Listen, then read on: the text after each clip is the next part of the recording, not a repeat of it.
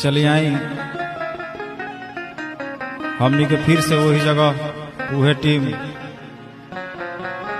बड़ गार्जियन गुरुजी अंजनी सिंह जी और हरेंद्र भैया जी के उपस्थिति में फिर हमने के लाइव गीत संगीत लेके उपस्थित बानी जा। एगो बोल बम के गाना बा आप सबके बीच में कैसे। अरे गंगा नहाई बहुत बात नहीं है, गंगा नहाई